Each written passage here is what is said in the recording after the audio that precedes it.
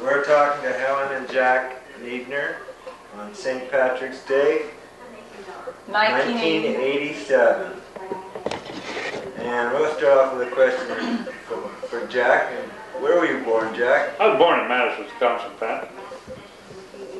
And you, Helen? Well, I was born in Chicago, Illinois. Really?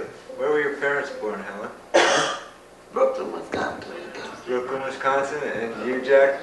My mother was born in St. Louis. My father was born in Milwaukee. Go on here. Jack, what did your dad do? He was a tile contractor in his lifetime. In Wisconsin? In Madison, Wisconsin. And Helen? My father was dean of YMCA College in Chicago. Really? That's cool. Okay. What was it like growing up in Wisconsin, either one of you? Well, it was cold. That's why I'm down here in the beautiful south in the state of Texas. When did you move there? Moved there when I was 21 years old. I went to sea for 3 years, and when we got out at sea, it was 1943 or 44, and I decided to. No, it was in 1946 or 5. It was the end of the war is when I got off my boat in Houston, Texas, and decided to go and stay in the state of Texas. Did you meet Helen in Texas? No, I met Helen in Madison, Wisconsin. So when you decided to stay in Houston, did you go back up to Wisconsin to get her? No, we had decided to get married while I was in the service. And her father was a USO director in Freeport, Texas at that time, while the war was going on in 1943. So she moved to there in 43, and I married her in September 27th, 1943. How did you like Houston, Helen? Oh, fine. But that was in Freeport, Texas. Oh, Freeport. That's where you got Freeport? And the boys were born there. Okay. How old, what ages are they? Jackie and Jimmy. Well, Jackie's going to be Jackie's 43 and Jimmy is 40. 42, 41. Not yet. Can we backtrack to your growing up in Wisconsin, Jack? What was it like with your brothers? You guys fight a lot? Oh no, we never fought because we were always older than each other. Knew that Bill was 5 years older than me, so I wouldn't pick on him, and Bobby was 5 years younger than me, and he wouldn't pick on me. So we didn't have too much. Well, we really didn't have much relationship with each other until after we became in college or in the service. More so in the service. Well, in the service, we all got to know each other much better. Oh, Dad, tell them a story about your brother Bill when he came home that time drinking and... Oh, I can't tell that story about Bill. Yes, you know, you can. Well, I don't like to do that on my brother. You have to. But my brother used to be an alcoholic when he was a young man, and he would drink a lot. And so my mother, she knew that he was drinking a lot, but she didn't say much about it. But one night I had been out. Well, one afternoon I'd been out rabbit hunting to get a rabbit for supper. Sure enough, I got this rabbit and I cleaned him in the sink out in the utility room. Well, I forgot to clean out the mess, you know. And brother Bill came in kind of tight that night, about 2 o'clock, and he stumbles in the back there in the utility room, and he thought, well, he got kind of sick because there was a bad smell in the room, you know, from the things that were left inside of the sink. And so it made him sick, so boy, he vomited in the sink, and boy, he vomited and vomited. Well, when and then the next, nothing was said about it. Nobody got up to see how he felt. But the next morning he came down to breakfast and he looked terrible. And he told his mother, he said, "Mom, I'm never going to drink again." He said, "I've had it." "Well, why, Bill? You've been sick before."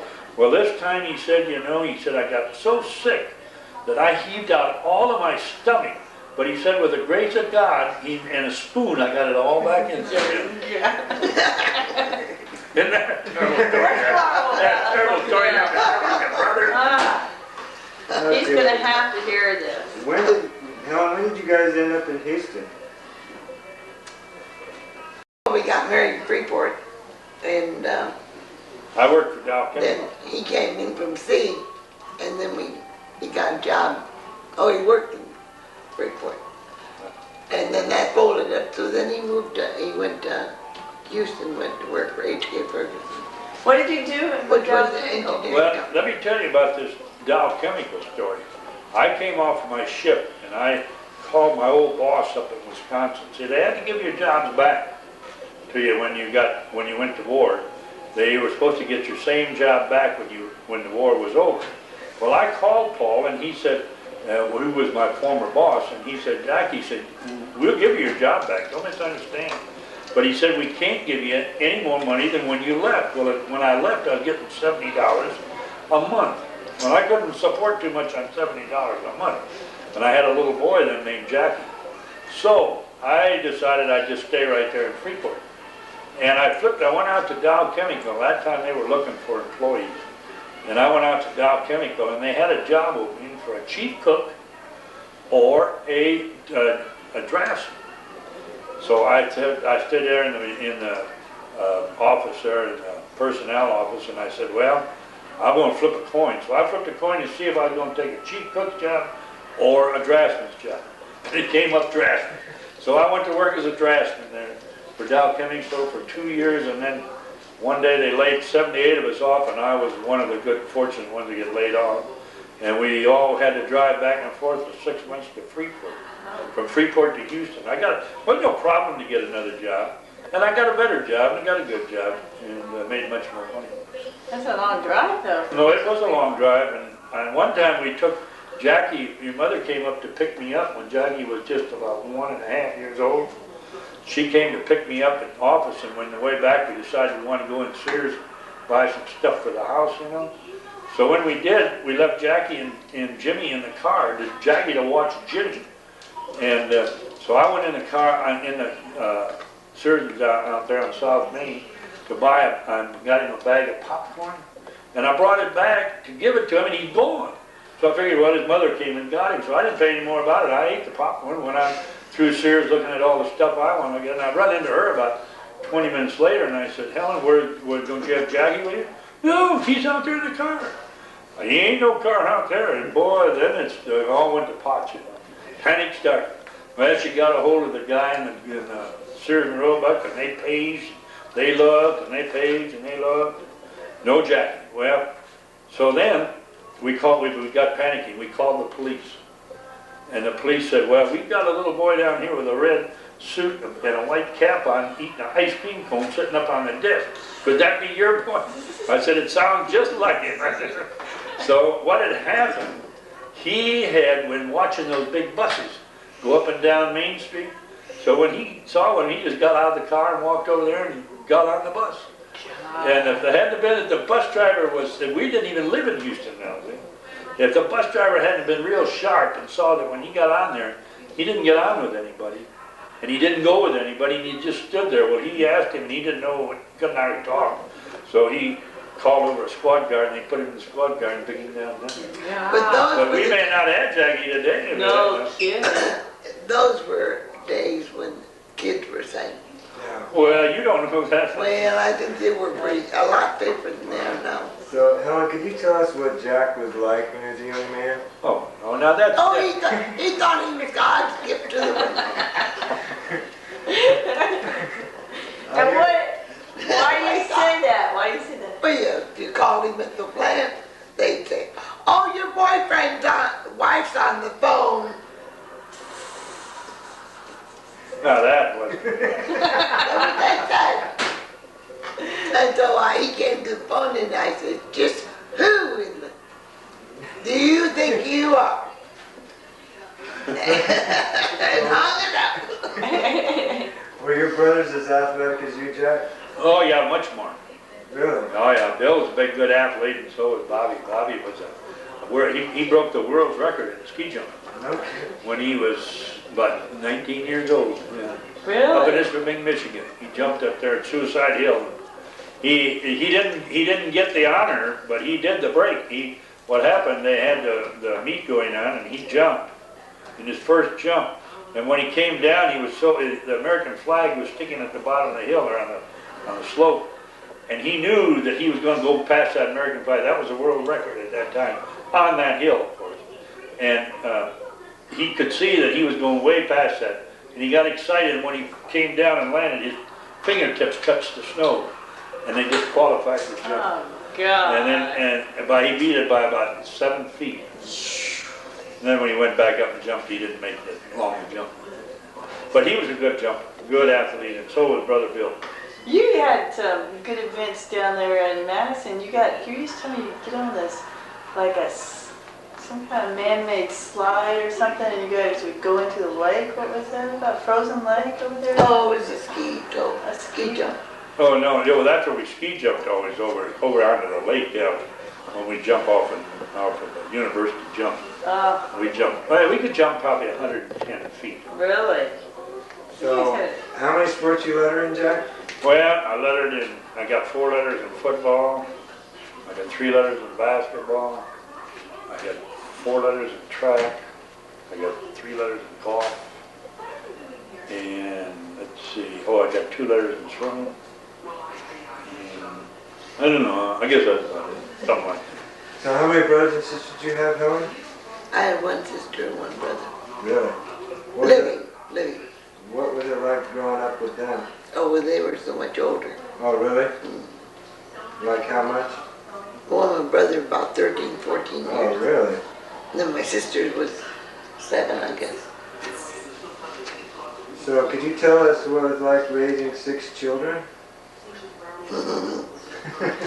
A disaster, that's all. Just be thankful for what you got now. So can you remember anything from the early struggling years, Jack, before you became a wealthy superstar? Yeah, when I went to war, I always wanted to upgrade myself in the Merchant Marines. So the first year I went I wanted to go from mess boy to second cook in bacon. So they sent me to school for 3 months down in New Orleans. Well, so Jackie was born at that time. He was about probably 3 months old. Well, we would go with this. I went on down and went to work so I could make enough money to get an apartment house or a room someplace, And so I worked as a draftsman for a while, and then I worked as a oyster opener. I opened oysters, and then pretty soon I had gotten enough money to get a room for my family. So I called Helen, and she came on over, and I got this apartment. It was a 1 room with a little kitchenette. Okay, when I dropped her off, and then I had to go to school. Now in school I got $120 a month. I had $120 a month, and it cost me $70. I got this apartment for $45. See, so that gave me $45 from $70. Gave me $30 to live on for that month, and then I had to spend $3 to go to the school on a trolley car. So we didn't have too much. But anyway, that first night or day that I left her there, here come a big rat across the fireplace. When I got home that night, she was in tears. All the cockroaches were running around. Oh, God! Oh, this was something else. But it looked like a nice room when I rented it. Well, she wouldn't have it. She said, we're not going to even sleep here tonight. So, boy, I got on the streetcar, and we called up different places. And finally, I went out and looked at this place, and the lady told me that she let me have it for $50. Well, that was another $5 I'd take away from her. So we had it for $50. Well, this lady was real nice. She took care of it. But do you know that we worked it out for that month? We lived for 3 months, and I had a budget of how much we could eat, how much we could spend. And we kept a tight budget, and at the end of the month, we'd have from $3 to $4 left. Well, they had this gambling place there on Old Southport.